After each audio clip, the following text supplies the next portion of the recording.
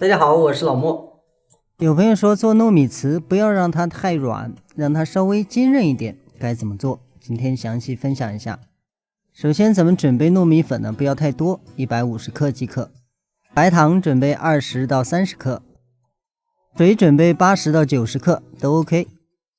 豆沙餡準備適量。接着咱們來和面，這個和面方法跟咱們之前做的糯米糍不一樣。咱們直接把白糖和糯米粉放在一起，先把白糖和糯米粉攪拌匀。另外還要提醒大家，咱們在用水調成糊那種做法的时候，面糊不要調得太稀，稍微偏稠一點比較好。接着咱們加入水，在加水的时候呢，一定要分次加進去，這樣能讓水分更匀，咱們後面操作出來的樣子才會更好看。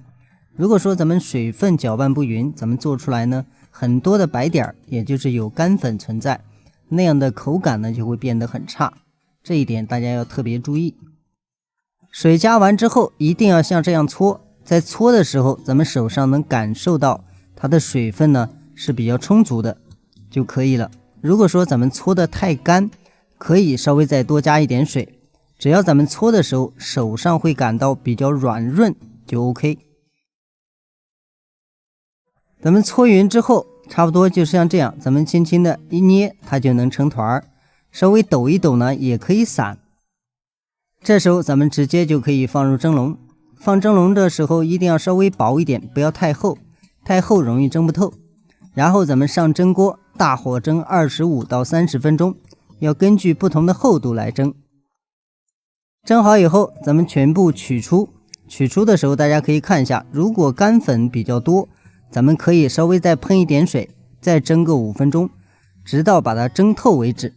如果蒸不透的話，咱們做出来這個白點呢會嚴重影響口感，這一點呢咱們一定要特別的注意。取出之後咱們放在案板上，這樣來回的搓，就像打年糕一樣，一定要搓匀搓透，這一步也直接影響咱們最後成品的口感。咱們在揉的時候可以稍微加一點豬油，這樣會讓面更潤，咱們搓的時候也更順利，粘的並不是很嚴重。